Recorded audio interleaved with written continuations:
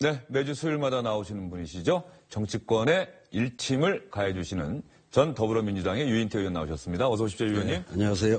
저희가 텔레비전 토론 얘기했습니다. 예. 위원님도 어제 토론 보셨습니까? 예, 봤습니다. 다 보셨습니까? 그 봐야죠. 예. 다 보신 소감, 총평 좀 부탁드리겠습니다.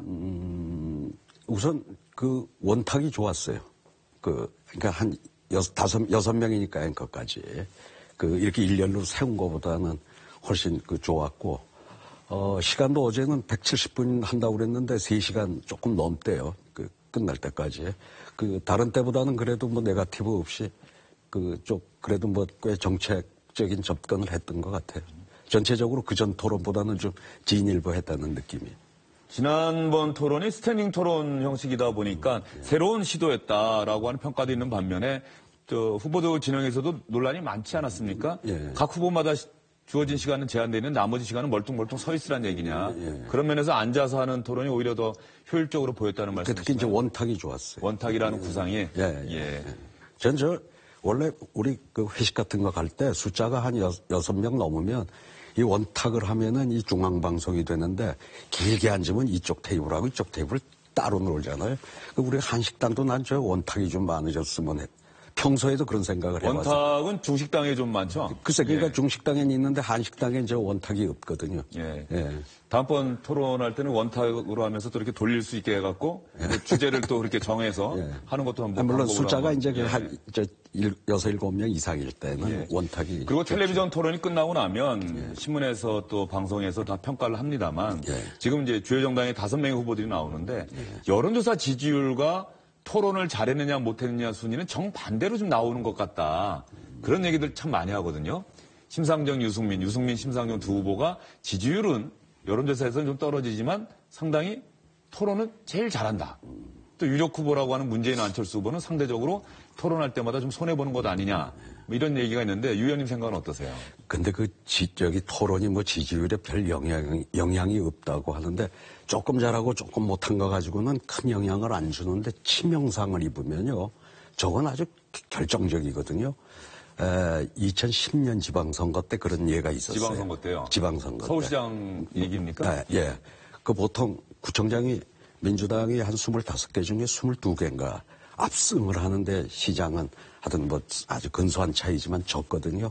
근데 토론에서 그때 조금 말려들었거든요. 당시 한명숙 후보하고 오세훈 후보. 네, 오세훈 후보. 오세훈 시장이 현직 시장만이 알 수 있는 아주 디테일한 숫자 이런 걸 가지고 질문을 하는데 거기에 하여튼 어쨌든 좀 말려가지고 좀 이 대응을 잘 못해서 그러니까 치명상을 입으면은 그거는 선거에 이 토론 그러니까 무시하면 안 되는데 이번 토론에서 저는 안철수 후보가 어제 말고 일요일 날 했던 건가요? 예. 그날 상당히 선관 2주간 토론에서 상당히 치명상을 입었다고 봐요. 치명상이라는 표현까지 쓸 정도입니까? 아니면 좀 타격이 아니라 치명상이라고 우선 보십니까? 그거 끝나고 예.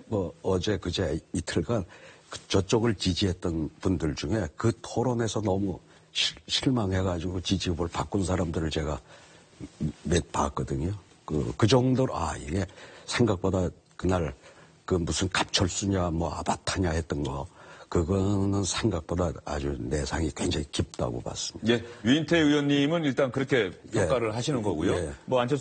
안철수 후보 조금 전에 기자들하고 질의응답하는 거 보니까는 어쨌든 노력 많이 했습니다라고 해서 지난번 토론보다는 어제 좀 낫다 이런 얘기. 어제는 이제 그거에 대한 얘기를 좀 들었겠어요. 반성을 해가지고 어제는 상당히 좀 겸손한 모드로 나오긴 태도를 확 바꿨는데 하여튼 어제 선관위 토론은 내상이 너무 깊었고 어제 토론에서는 문재인 후보가 그냥 조금 상당한 상처를 받았죠.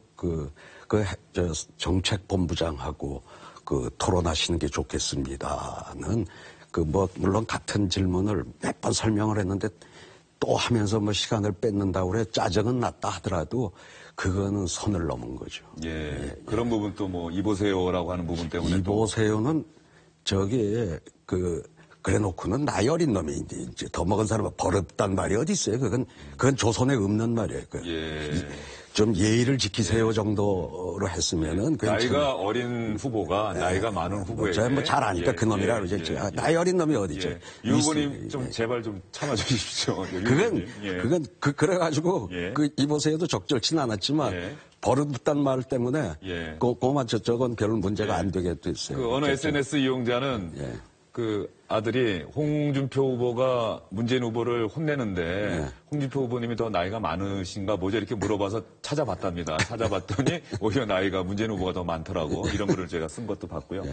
어제 텔레비전 토론에서 또 하나 조금 전에 저희가 얘기를 했습니다마는 동성애라고 하는 아주 민감한 문제, 성소수자 문제가 대선 후보들 간의 토론장의 주제로 올랐다는 것 자체가 우리 사회의 변화를 보여주는 건데 또 하나 사형제 문제도 어제 홍준표 후보가 문제 제기를 했는데 홍준표 후보는 아마 사형제 계속 유지돼야 한다는 입장이고 또 흉악범은 사형을 집행해야 된다는 얘기인데 다른 후보들은 다 지금 반대하는 거죠. 사형제는 폐지해야 된다는 입장을 어제 좀 보인 건 아니겠습니까? 저건 뭐 제가 17대 국회 또 19대 국회 두 번에 걸쳐서 국회의원 과반 이상의 서명을 받아가지고 그 법안을 발의했었잖아요. 근데 저거는 꼭 진보 보수로 나눌 일은 아니고 그 당시에도 민주당에서도 자기는 사형제 유지해야 된다 하는 사람들이 뭐 한 10% 정도는 있었고 또 그때 새누리당, 한나라당에서도 지난번에 19대 국회에서는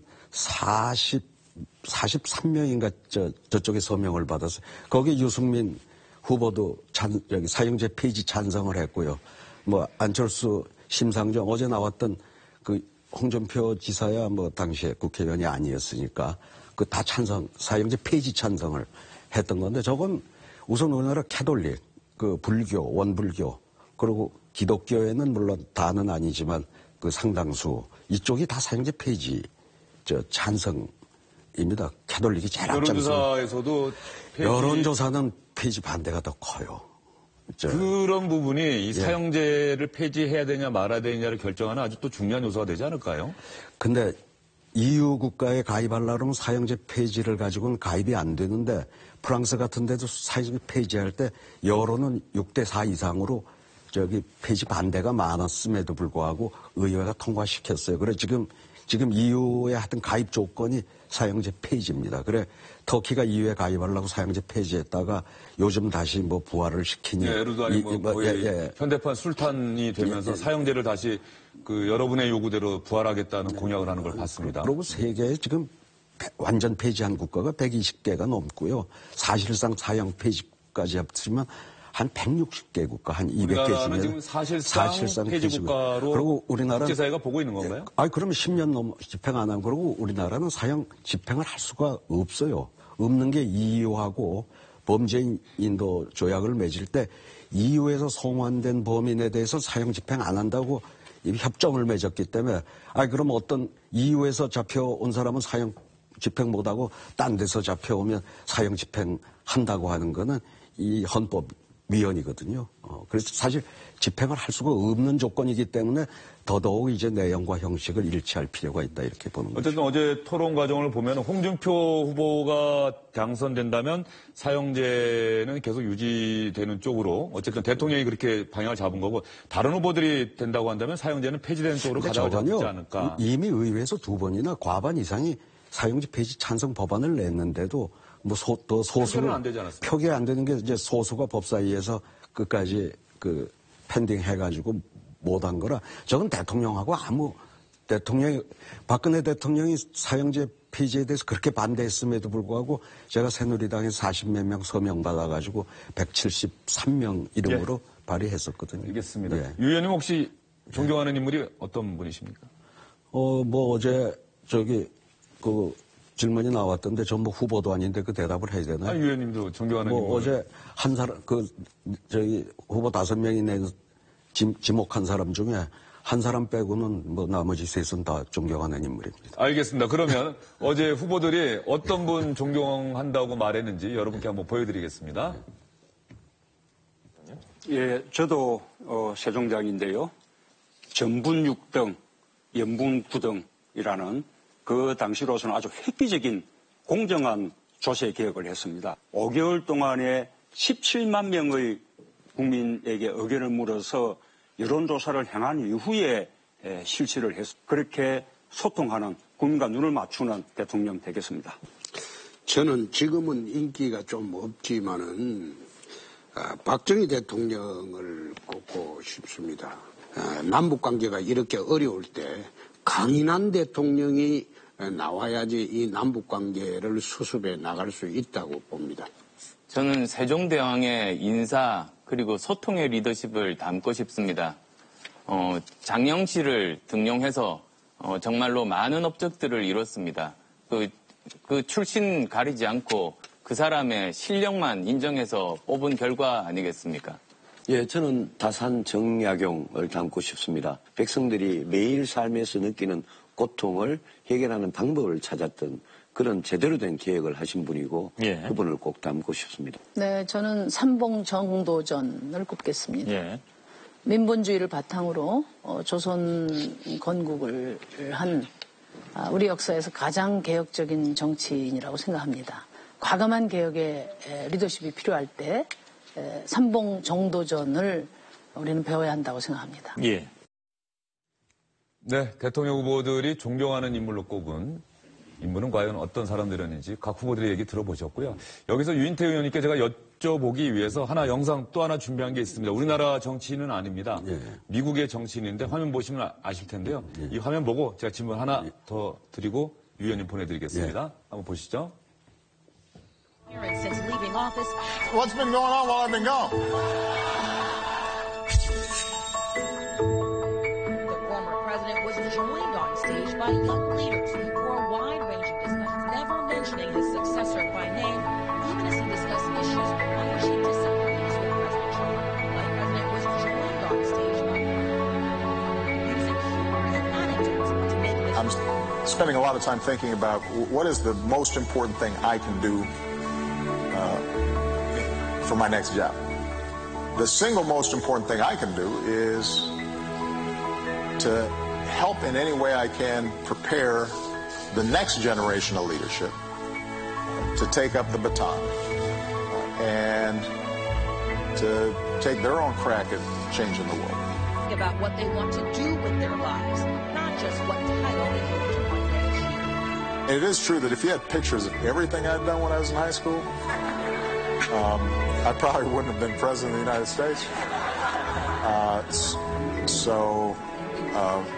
I would advise all of you to be a little more circumspect about your selfies and what you take pictures of. Just a suggestion. But it is a real problem, right?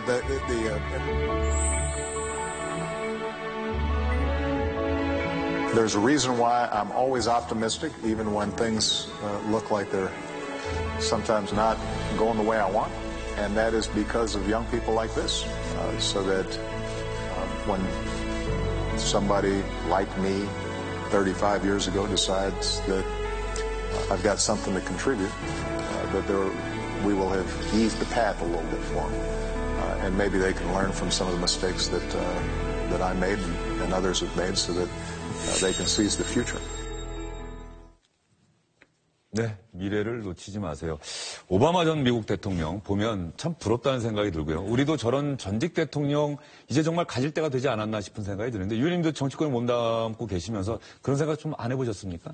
근데 우리 정치 풍토에선 저런 대통령을 저는 갖기가 어렵다고 생각을 합니다. 예. 그 퇴임할 때만 되면 누구 지지도가 바닥이 돼서 물론 노무현 대통령도 지지도 바닥인 상태에서도 뭔가 저 비슷한 일을 좀 도모해 보려고 뭐 그 봉화 내려가서 하시다가 뭐 불미스러운 일이 그 돼서 불행하게 하여튼 마감을 하셨는데 정말 부럽죠. 퇴임 후에 50%가 넘는 그런 지지를 받으면서 물러나서 또 저렇게 멋있는 모습을 보여주는 거 정말 부럽죠. 예, 알겠습니다. 유인태 의원님 말씀 오늘 여기까지 듣겠습니다. 오늘 말씀 잘 들었습니다.